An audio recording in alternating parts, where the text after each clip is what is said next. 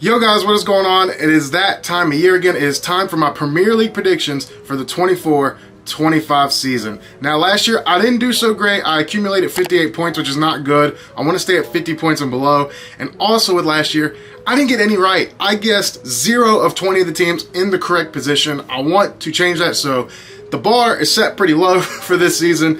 So we're going to get into this. We're going to start with the 20th place to first place. And as of recording, it is 5 days till the kickoff of the Premier League. There's going to be more transfers surely for these clubs, more ins, more outs. But I try to keep these clubs at a neutral spot where 1 or 2 more transfers still wouldn't change too much of their positioning where I have the prediction. So I try to stay level-headed in what could change in the coming days.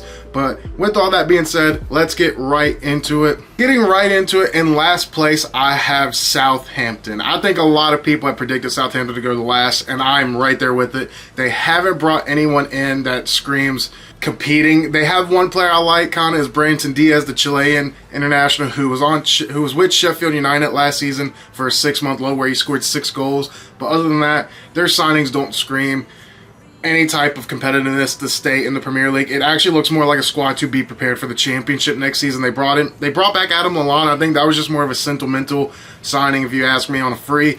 They brought in Flynn Downs on a perm. He was on loan last year from West Ham. And they also kept hold of Hardwood Bells, the Man City prospect, who was also loaned to Southampton last year. They signed him on a perm. And as far as outs, they lost Che Adams, their goal scorer, and they lost Stuart Armstrong, a longtime veteran for Southampton. But other than that, it's not really any signings that are worth getting excited over. Charlie Taylor, a Premier League veteran for Burnley. Nathan Wood, who signed from Swansea, who has Championship experience. And then they also signed in Ronnie Edwards, who played in League One with Peterborough. It's just not a good squad. It's not going to get you any type of wins in the Premier League with the teams and the signings these other clubs have made. And it just hasn't been good. They have Bella Kotchap back from loan, who was loaned out to PSV last season, but still, I think he's going to leave. There's talks of him going to Hoffenheim in the Bundesliga. So yeah, it's just not going to do well for them in Southampton. I'm sorry, Southampton fans. I do have you in last place. Just want to let you guys know, by the way, if you see me looking over here, I have my laptop full of notes. Just want to throw that out there. Now, for the second team, I have relegated in 19th place. I don't know if this is a popular shout or not. I actually have Leicester City. Again, Steve Cooper, the manager, who was formerly with Nottingham Forest in the Premier League before. They lost players like Dewsbury Hall to Chelsea. They lost Ian Nacho, who's been at Leicester for a few years now. He left, let his contract go out. Same with Mark Albrighton and Dennis Pryatt. But they didn't bring in anybody, again, that's worth getting excited over. They brought in Fadowu on a perm. They brought in Caleb Ockerley from Atalanta, who was actually with Frosinone, I think that's how you say it, the Italian club, who actually got relegated to Serie B. Golding, who is a young prospect at Chelsea from their Chelsea academy. So that actually is a signing that's keep your eyes on. Maybe we'll see how he does. And then they also brought in Bobby Cordova-Reeve from Fulham on a free, letting his contract go out, and they got him. That's a good Premier League veteran with some experience. Other than that, not really anybody that's going to give you any competing chance. They also brought in the Argentine winger, I don't know how to say his name, Buonanetti, I think that's how you say his name. He's a young winger from Brighton.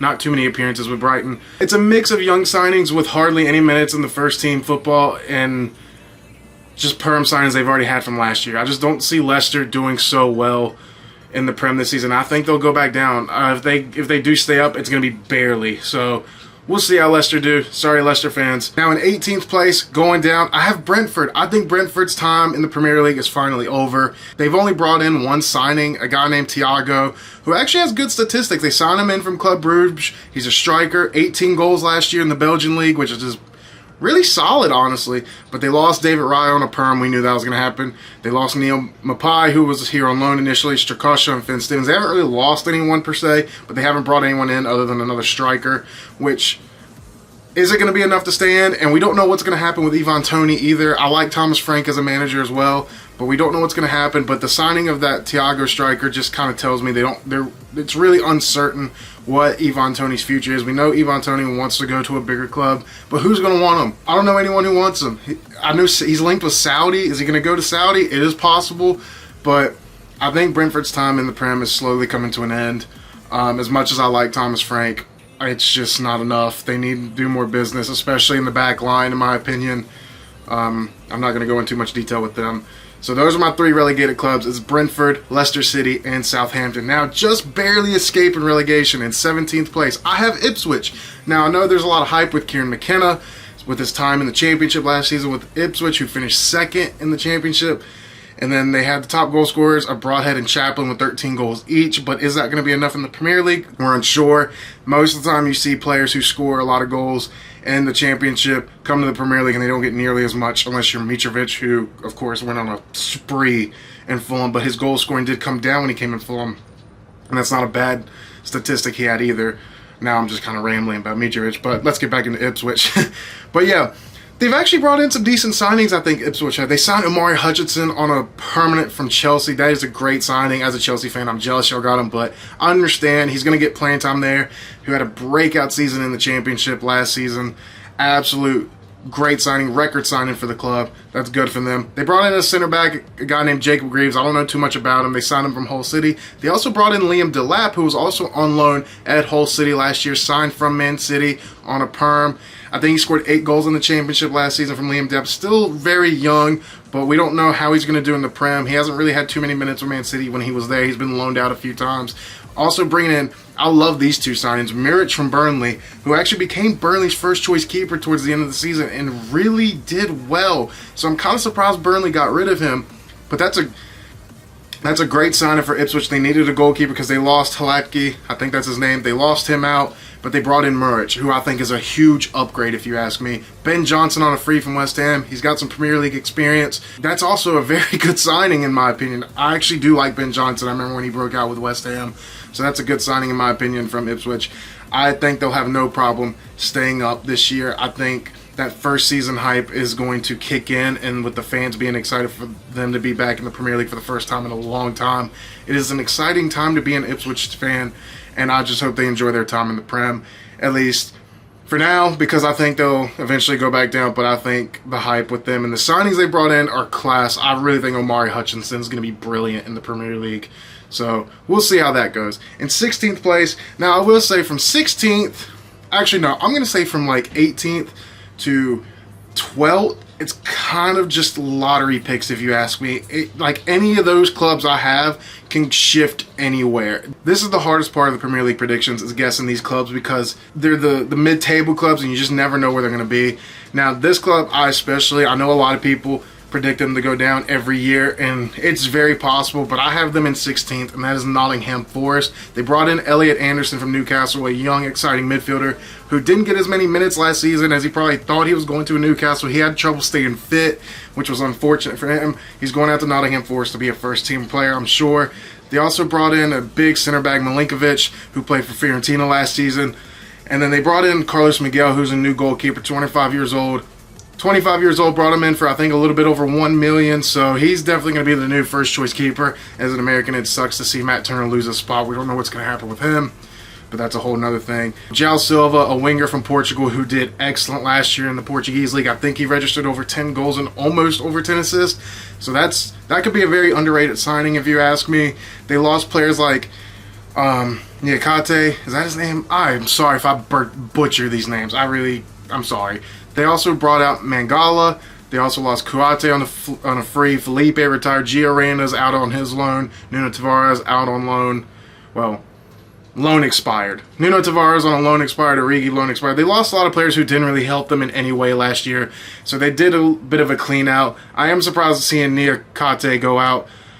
Please do not rinse me in the comments if I say his name wrong. I can only apologize. But yeah, I think Nottingham Forest have done okay in the transfer window. Nothing extravagant, but nothing underwhelming either. They also brought in a young right back / right wing back, De Silva from Germany. So we don't know too much about him, but we'll see how they do. And Nuno Santos, I do not rate Nuno Santos as a manager, if you ask me. That's going to be the downfall of Nottingham Forest. It is going to be a big season for Nottingham Forest and Morgan Gibbs-White to see how he does, because if Morgan Gibbs-White is not on the team and he doesn't stay fit this season, I think Nottingham Forest have a really good chance at getting relegated this season, if I'm honest with you. Now in 15th place, I would have had this team higher if they didn't just lose their star player just a few days ago to Tottenham, and that is Bournemouth. I have Bournemouth in 15th place.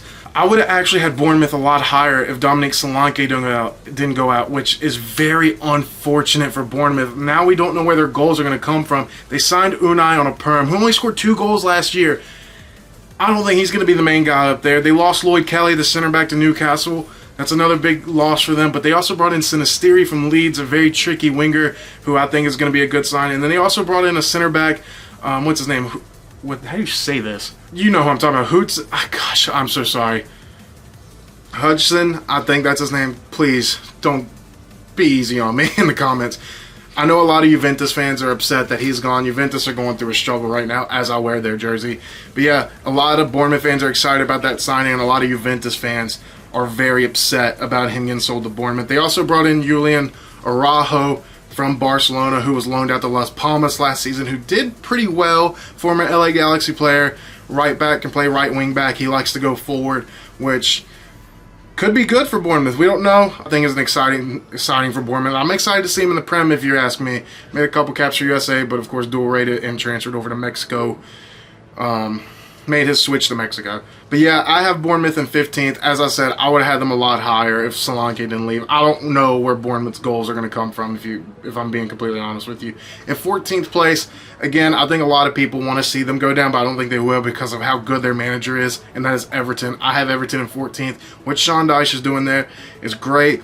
They would actually finish higher if they didn't get the points deducted, which was really unfortunate. They end up staying up still, which is full credit to Sean Dyche and how well of a manager he is, keeping them up despite the point deduction. They brought in one player I'm super excited to see, and that is Ndiaye. They brought him in from Marseille, former Sheffield player. I think a lot of people were upset when Ndiaye left as soon as Sheffield got promoted to the Prem last season because of how much of an exciting young talent he is. He went 1 year in France, didn't really do too much over there. Now he's back in England playing for Everton. I'm sure he's going to be giving a lot of goal contributions for Everton this season, and I'm excited to see him. And then they brought in some more signs. I'll be honest, I don't know too much about. O'Brien from Lyon, an Irish center back, and then Jasper Lindstrom, a cam, on loan from Napoli. So I think he's going to be an exciting signing. I've heard a lot of good things about him. They lost Onana, though. That's a huge loss. A huge, huge loss for Everton. Onana, of course, has gone to Aston Villa, who we'll talk about later down the line, but that is a big loss for Everton. He was their man, especially in that midfield, doing all the dirty work. They also lost Ben Godfrey, which is not too much of a loss because they brought in O'Brien. And then they lost Andre Gomez, who let their contract go out. Dan Juma's loan ended. And Lewis Dobbin? Lewis Dobbin, of course, has went to Aston Villa as well, who is now loaned out somewhere else. But yeah, Everton, I think they'll have no problem staying up, especially if Sean Dyche is still in charge. No issues for them whatsoever. Now in 13th place, I have Fulham. Marco Silva, he seems to be finally losing that momentum and excitement managing Fulham, if I'm honest with you. They've only lost 4 players. They lost Paulinho, who finally made his move to Bayern. We knew that was going to happen because of how close it was last year. Tim Ream, who's went to Charlotte FC. Bobby Cordova-Reeve, who's left on a free to Leicester City. And Adebayo, who has went to Chelsea. But they have brought in replacements. I really like the signing of Emile Smith-Rowe from Arsenal. If he can stay fit, he's going to be fantastic for Fulham this year. He is a classic number 10 who can go forward, play anywhere on the wings, right or left.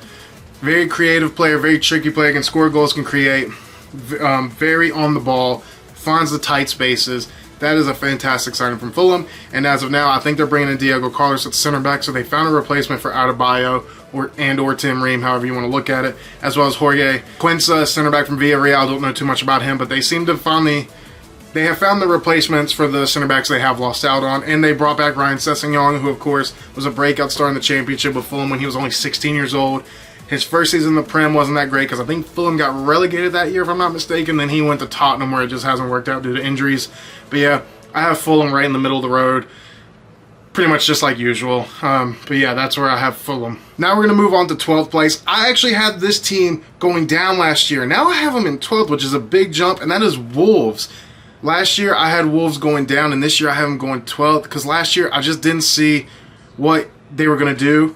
And now with them having Gary O'Neill in charge, who is a brilliant manager, I don't understand why Bournemouth got rid of him. I think they'll have no trouble staying up. And then they looked good in preseason despite the loss of Max Kilman, their captain to West Ham. They lost Pedro Neto to Chelsea a couple days ago, so that might have a huge factor. But they've also brought in some players. They brought in Pedro Lima, a young Brazilian right back, Rodrigo Gomez, another young right back who can also play right wing back and right wing, Larson on loan, a striker from Celta Vigo, and Norwegian international. And they've also brought in Tommy Doyle on a permanent from Man City, who was loaned out with Wolves last year. But the way I've seen Wolves play in preseason, I think they'll have no problem staying up, especially under the management of Gary O'Neill. I'm not going to go into too much detail with Wolves. I think they'll have no problem staying up, just like Everton. Now we're getting into the part where it's going to get very tasty. I have Brighton in 11th place. A lot of people will have Brighton higher, but I have them in 11th just for the fact that they have lost their manager, Roberto De Zerbi, to Marseille, I think he went to. And then they have a new manager, 31-year-old Fabian Huseler. I think that's how you say his name. Youngest ever full-time Premier League manager ever. Not the youngest. I think Ryan Mason has the record for youngest manager at like 29 when he was at interim, when he was part-time with Spurs. But 31-year-old manager. He's got some managerial experience. He coached St. Pauli last year in Germany in the second Bundesliga and actually got them promoted. So he does have a little bit of experience for just only being 31 years old. And they've made some signings as well. The only two losses they have, and one of them that was already loaned out last year, was Undav, the striker, who did well in the Bundesliga last year. He's went back out. And they lost Pascal Gross. That was their guy. Pascal Gross was an amazing cam who can score goals and do a lot of dirty defending as an attacker. I think that's a huge loss for Brighton. But we know how Brighton are. They bring in more young players and then they sell them for quadruple amount to Chelsea, because we've seen that 100 million times already. But yeah, I don't know too much about the signings they've made, if I'm honest with you. They brought in a young winger named Mente from Newcastle, who's loaned out to Feyenoord last year. They also brought in a guy named Mats Weifer, a CDM from Feyenoord, another Feyenoord player. Ibrahim Osman, a young left winger from the Danish Super League, and this was one I think a lot of Brighton fans are excited about, is Kojer Dewberry, who was a prospect in the Arsenal Academy, and Arsenal did not want to lose him, and Brighton got their hands on him. So we know what's going to happen. They're going to build up these young players. This is just the system of Brighton. They get these young players, get some Premier League experience, who do super well and flourish under the style of play they usually have as a manager, whoever they have as a manager, and then they sell them for triple, quadruple the amount of money. It is good business from Brighton. They're steadying the ship. I don't know too much about these signings, but I'm sure we'll see a lot of them in the Prem this season and break out and eventually be sold later down the line. I still think they could finish maybe a little lower, though, because we just don't know too much about their manager and the players they have brought in. It's going to be a big season for Brighton, and Evan Ferguson, who needs to stay fit for Brighton. They need to get some goals scored. And then I don't know where the attacking outlook is going to happen. They need Matoma, who is back, who had a long-term injury last season as well. But having Pascal Gross, who was a key creative player, is a big loss for Brighton. We don't know where that creativity is going to come from Brighton this year. That is a team that's going to be exciting to see, because no one really knows what to expect from them. Now we're finally getting to the top half of the table. Starting in 10th place, again, I would have this team so much higher, especially of how well they were doing towards the end of last season. But they lost arguably their best player, and that's Crystal Palace. Their manager, Glasner, has proved himself at Palace, especially towards the later stages of the season last year. I think they had one of the most points. I think they accumulated the most points, or some of the most points in the Prem last season towards the end, if I'm not mistaken. But yeah, Crystal Palace have absolutely been smashing it. They sold Elise, though. We don't know what's going to happen. And we don't know what's going to happen with two of their other key players. Eze's linked with Spurs, and Mark Guehi is linked with Newcastle, which would be two other huge losses. Now, they did try to replace Elise with Ismail Assar, who has played for Watford previously, who was with Marseille last year, who is kind of an up-and-down player. I remember him with Watford. He'd score 2 or 3 games in a row, and then not anymore for another 2 to 3 months. But I think Elise is very irreplaceable, if you ask me. And if they lose Eze and Guehi, that is huge. Mateta, who was firing in goals left, right, and center last season towards the end, and who has just finished silver, second place in the Olympics with France under Thierry Henry. If Mateta can keep the goal scoring form going as he did last season, I can 100% see some other team going to make a big money move for him, especially if he's firing in like he did last towards the end of last year. They brought in Chad Riyad, a center back from Real Betis. I don't know if that's going to be the future Mark Guehi replacement if he does leave. No one knows. And they also brought in Kamada on a free from Lazio. That is a very exciting signing, very creative player. So again, Crystal Palace are trying to make moves and trying to make themselves better. It's just unfortunate they lost Elise. We knew Elise was going to leave though. So yeah, I have Crystal Palace in 10th. I would 100% have them in a European position if they somehow manage to keep Elise. Now this next team in 9th place, this is going to be one I look back in months' time when the season is over and think, why did I put them so low? Because they arguably have done one of the best transfer windows this season in the Premier League, if not the best. It is possible, and that's West Ham. I have West Ham in 9th, and the only reason I have them in 9th because that is a neutral position for me, because I kind of wanted to put them a little bit higher in like the 7th, 8th, maybe even 8th, 7th though. And the only reason I didn't is because we've seen West Ham before splash out cash on transfer windows, and they just don't work out. But the signings they've made are great. The only players they haven't really lost anyone that is too significant. They lost Ben Rama, who was already loaned out in the last 6 months last season. They lost Ben Johnson, Flynn Downs, of course, we've already talked about earlier. And Zuma, I think as of recording, is going to Saudi. West Ham, and they just haven't lost anybody. They still kept hold of Jared Bowen. And then they brought in Nicholas Füllkrug from Dortmund. They needed a striker. They brought in a striker. And he's a fantastic striker. Had a great Euros with Germany. And who did pretty well with Dortmund last season. And he's a big physical target man you could have, which is West Ham style of play. So that is a great signing, Nicholas Füllkrug. They also brought in Max Kilman, who I said earlier from Wolves, center back, Premier League experience, Wolves as captain. So that's a great player to both have on the field and in the dressing room. They brought in from Real Betis, well, not even from Real Betis, they signed him on a free, and that is Guido Rodriguez, a CDM to partner with Edson Alvarez, who just won the Copa America with Argentina. Rodriguez just did. I don't know too much about him personally, but I've heard he's a very solid CDM who's great at breaking up the play and moving forward with it rather than just going sideways, back and forth passes. He's a very progressive CDM, if I'm not mistaken. They also brought in a young midfielder from Palmeiras, Luis Guilherme. I hope I said that right. I don't know too much about him, another midfielder. And they also brought in Somerville from Leeds. What a signing that is, Somerville from Leeds. Leeds fans were heartbroken that he left. Somerville, who's played for Leeds in the Premier League before, had a very good season in the Championship last year. And it's exciting to see him back in the Premier League, and he's with West Ham. But the big signing West Ham have brought in is Todibo, former Barcelona, signed from OGC Nice. I don't know if he's a full French international. I don't know if he's made his debut for France yet. I think he has. I just don't remember. If I'm wrong, sorry. But Todibo, he was strongly linked with Juventus, but West Ham hijacked the deal and got the deal done. Medical's already done. He signed. He could play CDM and he could play anywhere in the back line, mostly known as a center back. That's an unreal signing from West Ham, if you ask me, Todibo.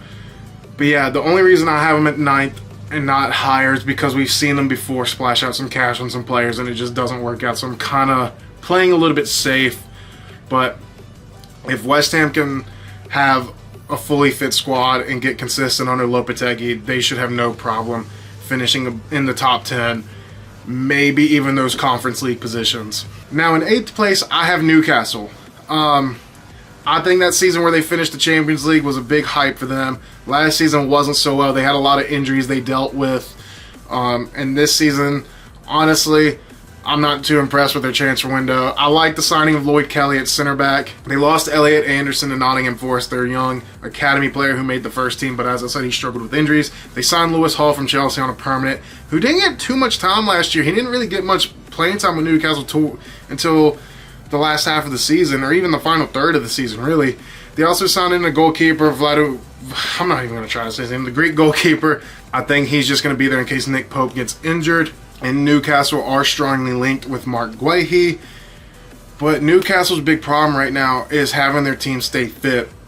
Alexander Isak, one of the best strikers in the Premier League, probably the best all-around striker in the Premier League. He had trouble staying fit. He would play 6 or 7 games, scoring almost every single one, then get injured for a month. And then just repeat itself. Callum Wilson, we know he's a great goal scorer, but again, he can't stay fit. Joe Linton struggled with injuries last season. Sven Botman is still out with that torn ACL. I think that's why they brought in Lloyd Kelly to be there as his replacement if he gets injured again or if he has a setback with his knee. And I think Mark Guehi would be a great signing for Newcastle, honestly, and for the player as well. But I'm just not entirely convinced that Newcastle will exceed the expectation of finishing in European position. Well, in Champions League, I should say. I think they can finish Europa League and Conference League. But if they can stay fit, they might finish higher. I'm not sure, though. I think they'll finish in 8th, if I'm honest with you. Sorry, Newcastle fans. Hate to disappoint you there. This next thing I'm about to talk about, I can make a whole video about. Last year, I fell into the trap of getting too excited and being a little bit biased. Of course, I'm talking about my club, Chelsea. I have Chelsea in 7th. This year I said I'm going to be realistic with myself. I'm going to be honest with myself. I can make a whole video on this team and what they're doing right now and the owners. I'm just not convinced. I think the board and the owners are selling a plan to the fans that's not existent. They're kind of just going off of what they see and what they read and trying to make everyone happy, which is not going to be possible. I don't really see the plan they have. They have a lot of transfers in and a lot of transfers out, as you expect every year with Chelsea. Like, so far they've sold Conor Gallagher, who was probably their best player last season, most consistent, and the one who stayed fit the most. Thiago Silva, of course, went back to Brazil. Ian Maatsen to Aston Villa. Ziyech finally out, thank Lord. And Mari Hutchinson is out with Ipswich on a perm. We don't know what's going to happen with Ugochukwu, who's had a great preseason. We don't know what's going to happen with Amar De Bruyne, who is told he needs to leave. Same with Trev Chalobah. Trev Chalobah should be staying at Chelsea. I don't understand why we're splashing cash on more defenders when we have Trev Chalobah. I understand they need to make money for financial fair play, which is why we sold Conor Gallagher. I said this last season, there was no point in signing Axel Disasi when you had Trev Chalobah. Trev Chalobah is the best defender at Chelsea, other than Reece James, who can't stay fit, and Malo Gusto, who had a fantastic breakout year last year at Chelsea. Man, what a signing he's been. Kepa is still on the books. Lukaku is still on the books, who, of course, is being linked with Napoli. Destro Fofana, who we don't know what we're doing with. We want him to leave, but nobody wants him. And then you sold players like Ian Maatsen, who had a breakout year with Dortmund. We promised him he was going to be first team, which is why we rejected a bid from Burnley last year, in the last summer. I don't understand the plan. And then we bring in Pedro Neto, who is a very, very good winger for Wolves. That's a big signing for Chelsea, in my opinion. But the problem with Pedro Neto is he can't stay fit. We already struggle with injuries, Chelsea. And then you signed Adebayo from Fulham. And Fulham fans warned us that he is known for making dumb mistakes at the back. And we have seen that in preseason. Same with Badiashile. Badiashile doesn't look nearly as good as we once when we first signed him. And I can make a whole video on this club. Let me know if you want a whole video on my thoughts and just the transfers, what we're doing with Chelsea. But I'm just not sold on what the plan is. We signed Viega. Don't know too much about him. He played very well against Inter, the CDM. We signed another goalkeeper. So far we have Kepa, Petrovic, Jorgensen, the new one we just got, and Sanchez. We told Petrovic we don't want him, basically, which makes no sense. Enzo Maresca, our new manager, who, of course, was Leeds, almost blew the league last year, by the way. His style of play, of course, is playing 3 at the back or 5 at the back and having those fullbacks invert the midfield. And even if we sign Victor Osimhen, who we're linked with a swap deal for Lukaku, we don't know how that's going to go because we don't provide the service for our strikers. The only exciting signing we have made other than Pedro Neto, for me, in my opinion, is Esteval, who we won't have until 2025. We signed Dewsbury Hall. I'm not excited about that signing. Mark Gu, I think that's how you say his name, the young player from Barcelona, had like 7 appearances for Barcelona, has 1 or 2 goals from them. I'm just not sold on what's going on at Chelsea. And of course, the Samu deal, the young Spanish striker, as I speak, that deal has fallen through. And we're linked with João Felix again. João Felix again. Great. The circus is back. But yeah, I've rambled enough about Chelsea now. We don't know what's going to happen. I have them in 7th. I'm being realistic here. They could very well finish 8th, 9th, or 10th. We don't know with Chelsea. No one ever knows with Chelsea. I will say no more. 7th place for me. 6th place, again, I could put them higher. I'm just not convinced with their manager, and that is Manchester United. I have them in 6th. I actually really do like the 4 signings they made of Lenny Yoro, who's unfortunately out for 6 weeks with a his first game, gets injured, out for 6 weeks, and had surgery. Joshua Zirkzee, who they signed from Bologna, was a big instrumental player for Bologna and qualifying for Champions League. Signed him. That's a great player, former Bayern. They also signed 2 players, Matthijs de Ligt and Mazraoui. Fantastic signings, if you ask me. But Manchester United are looking a lot like Ajax. You now have Mazraoui, de Ligt, Antony, Lisandro Martinez, Onana. Very Ajax heavy, and then former Ajax manager Ten Hag. But yeah, it is very Ajax heavy for Manchester United. Of course, they've also gotten rid of some players, mostly let them go on a free or their loans expired, like Amrabat, Rafael Varane, who went to Como, Donny van de Beek, Mason Greenwood. They did sell, make a profit. I'm not going to speak too much of him because no. Aaron Wan-Bissaka, who's going to West Ham. I didn't even speak about him when I was talking about West Ham. That's another quality right back for West Ham. I think Wan-Bissaka is a little bit underrated, if you ask me. He just doesn't have that attacking output that Manchester United wanted, which is why they brought in Mazraoui. And then, of course, Ten Hag just has these heavy links and heavy relationships with these type of players who he's known and is used to working under. And it seems they've sorted the Jadon Sancho stuff. I'm a big fan of Jadon Sancho. I wish he wasn't at Man United. He didn't do too much. He still hasn't found his feet yet. And he didn't really find his feet either at Dortmund. The key thing with him being at Dortmund back last year, with the last 6 months, was him to get some game time and just be in the environment again. We just don't know what's going to happen with Jadon Sancho. He didn't really impress in the Community Shield. He missed his penalty, unfortunately. And yeah, I have Man United in 6. Honestly, I think they could go a lot higher, but I'm just not sold on the Ten Hag project yet with Manchester United. Now in 5th place, I don't know why I'm putting them in 5th. Actually, I do know why I'm putting them in 5th, because I think them being in the Champions League is going to be an instrumental just like it did for Newcastle. Despite them having, in my opinion, a better squad and a better manager, I have Aston Villa in 5th. I think Aston Villa could really push top 3, especially top 4, definitely top 4. I think they'll just miss out on top 4, though. But I think they could push for top 3. I just think the other 4 clubs up here just have done so well in the market and have a great... Not saying Aston Villa don't have a great plan, because they do, but I just think these other 4 teams just have a stronger squad. Now, with Aston Villa's transfer window, they've done brilliant. I think they've done the best transfer window along with West Ham in the Prem this season, in my opinion. They brought in Onana after losing Douglas Costa. That is a great replacement, if you ask me. Of course, Douglas Costa had a swap deal with Juventus. They brought in Ealing Jr. and Barrenechea, who is also a CDM, who hasn't had a lot of first-team football with Juventus or in general. But yeah, Juventus have done perfect with that transfer. They lost Douglas Costa, but they brought in Onana. They also brought in Ian Maatsen. That is a huge signing. Huge signing for Aston Villa. Ian Maatsen, who is a breakout star right now, or he was, especially last season when he went on loan to Dortmund. Unfortunately, lost the Champions League to Real Madrid, who went to the Euros with the Netherlands. Unfortunately, didn't get a minute either, but Ian Maatsen's a class player, and I wish he would have stayed at Chelsea, but I understand why he left. That's a fantastic signing for Villa. They also brought in Cameron Archer, a winger from Sheffield United who has Premier League experience. Very fast, very tricky winger. They also brought in Phil Eugene, another winger from Hull City. Everyone knows Phil Eugene from that Rabona goal he scored last season. If you tell me that is not the only clip you've ever seen of him, you are lying unless you're a Hull fan.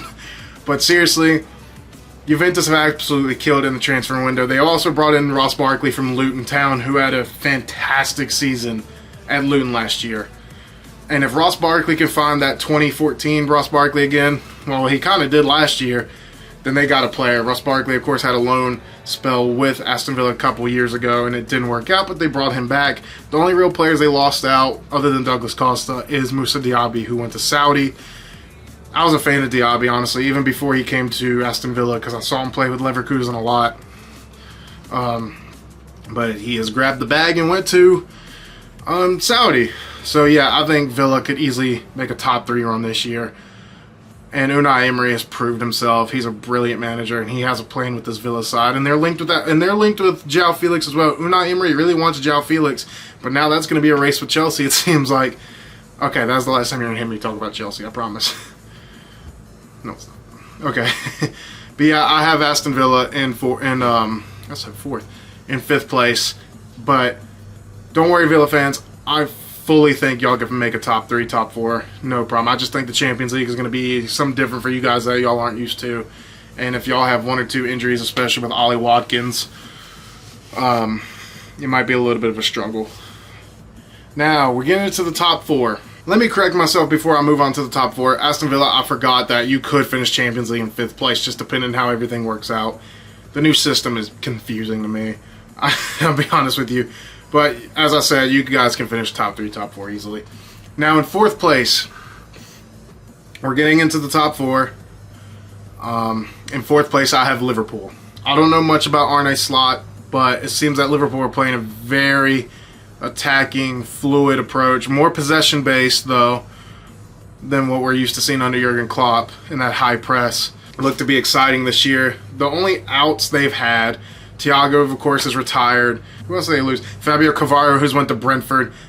And they haven't brought anyone in, though. That's the only reason I have Liverpool in 4th and not higher. They haven't brought anyone in. Nobody. They're linked with Zubimendi from Real Sociedad. But Liverpool haven't signed anyone. We see this from Liverpool a lot. They'll go 1 or 2 transfer windows, maybe signing 1 player or 2 players at most. And then they won't sign anyone else for months. Or a year or so. So again, I don't really have too much to say on Liverpool, to be honest with you. We don't know how Mo Salah is going to be, if he's going to finally dip in form than we have been seeing the last 4 or 5 years from him. Luis Diaz needs to stay fit. And are we going to see Darwin Núñez finally score goals consistently? Unsure. And they need to get the Virgil van Dijk contract situated as well, because I know Van Dijk has come out and said he wants to sign a new one, but it's up to the club, really. So yeah, I don't really have too much to say on Liverpool. Now, in 3rd place, this kills me. I'm putting this team in 3rd, and that is Tottenham. They've had a fantastic transfer window.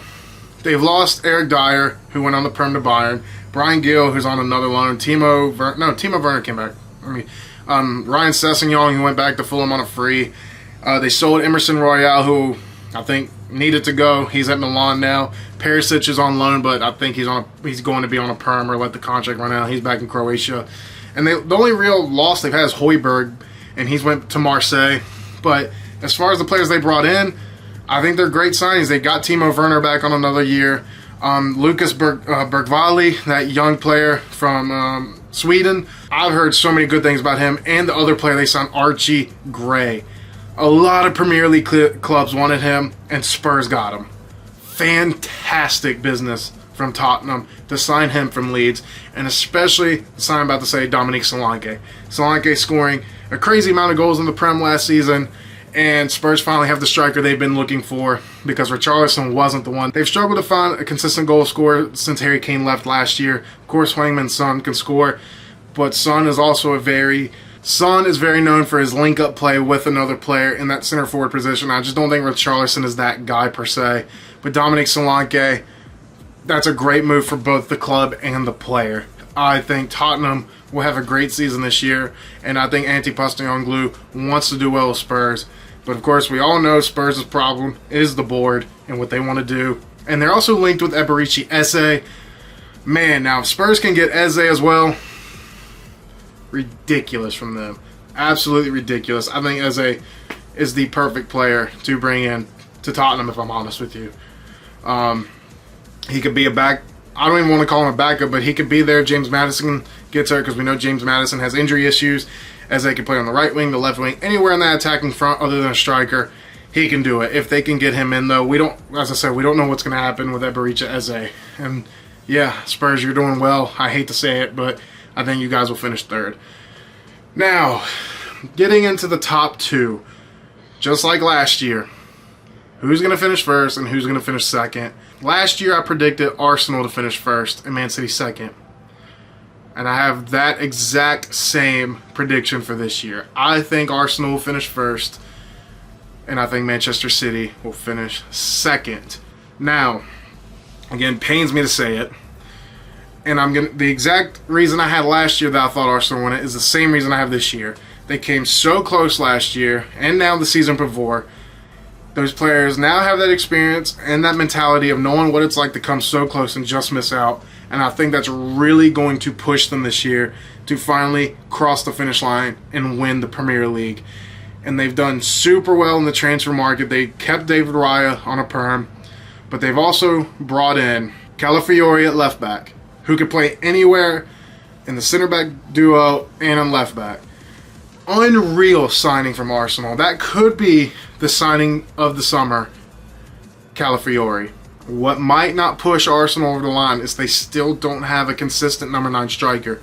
I know Mikel Arteta has come out this summer and said Gabriel Jesus in the summer looks like a whole new player and something he has not seen from him ever, which is a crazy thing to say. But if Arsenal can find a number 9 in this transfer market, they'll have no issue winning the title, in my opinion. We also know they're linked with Mikel Moreno, another center midfielder who has previously played in the Premier League with Newcastle and who was instrumental in Real Sociedad in building that team to what it is now in Spain. But I still think Arsenal will get it done. And with some players still aging and getting close to that 30 mark and stuff like Trossard, Jorginho's finally hitting the age up there where he might leave. We don't know. But a lot of these players are going into their prime, like Saka, Martinelli, Odegaard, Saliba, Gabriel, David Raya. These players who are still relatively young, 22, 23, 24, are finding those prime years where it's time to go and they're going to win. I really do think Arsenal will get it done. The only players they lost out on this year are no one significant other than maybe Emil Smith-Rowe, who went to Fulham. But he had trouble staying fit. So they haven't really lost anyone significant. And I really think Arsenal will finally get themselves a trophy this year. That's not the FA Cup. I think they will win the Prem. And as far as Man City, I think this is Pep Guardiola's last season for Manchester City. And I think he'll go to an international management position. They lost Julian Alvarez, so they don't have a backup striker to Holland. They brought in Savinho from Girona, the sister club of Man City, funny enough, the young Brazilian winger. We know what Pep Guardiola can do in Man City. Savinho, a left-footed winger. That's their new Mahrez now. But the way Arsenal are going to win this Premier League is if they can catch Man City on a slip-up. Because we know Man City, if they lose a game, they're going to win the next 18. But I think this is the year Arsenal do win it, as I've already said 100 times already. Now, those are my Premier League predictions. Now, before this video ends, I want to talk about 5 more things I'm going to predict this season as the top goal scorer, the best signing, the best goalkeeper, the player of the season, and the best young player. Starting off with the top goal scorer, it's going to be Erling Haaland. I don't see anyone getting the numbers he's going to get at Manchester City and all the chances he's going to get. I don't think any other striker is in his category, and I think he'll have no issue winning the Golden Boot. The only player who might catch him is Ollie Watkins, but if Erling Haaland stays fit all season, there's no catching him. So that's my Golden Boot. The best signing of the season. Now, I'm torn between 2 players, if I'm honest with you, and that is Calafiori with Arsenal and Onana for Aston Villa. I think I'm going to go Onana, though. I think that signing for Aston Villa and the management of Unai Emery is absolutely a dream. It's a match made in heaven for Onana and Unai Emery. A class player and a class manager. So that is my signing of the season. Now, the best young player, I don't know how many people have this guy written as their young player of the season or their breakout per se, but I have Oscar Bob. I was so impressed with him in preseason, and when I watched him up close from Manchester versus Celtic, if you haven't seen that video, check it out. Oscar Bob, who was at a fantastic preseason with Manchester City, and he looked so good in the Community Shield as well, assisting the Bernardo Silva equalizer that then they went on to win in penalties. I think Oscar Bob is really going to have a breakout season. We saw some of him last season for Man City scoring that winning goal against Newcastle for them. I think he'll be fantastic for Man City this year. And if he doesn't get a lot of playing time in the next year or 2, he's definitely going to leave. He's going to go to another big club, no doubts. The Golden Glove is going to go to Raya again. I just think with Arsenal being the title winners I'm predicting and the defense they have with Saliba, Gabriel, Calafiori, yeah, it's a ridiculous back line, and I don't think they'll concede a lot of goals, if I'm honest with you. And my player of the season this year is Arsenal center back Saliba. Saliba looks like he's on a whole nother level than he was last year, which is crazy to say because he was class last season, and he looks even better this season, which is crazy for me to say. But yeah, I definitely think this is the year Arsenal are finally going to get what they've been working for the last 3 or 4 years under Mikel Arteta. But yeah, guys, that is my Premier League predictions. I will come back to this video in May and react to it to see how well I did or how bad I did. We shall see. Subscribe if you guys haven't already and like the video, and let me know your predictions down in the comments below. Let me know which ones you think I did right on the money on and which ones you think suck. But yeah, guys, I will see you all in the next one.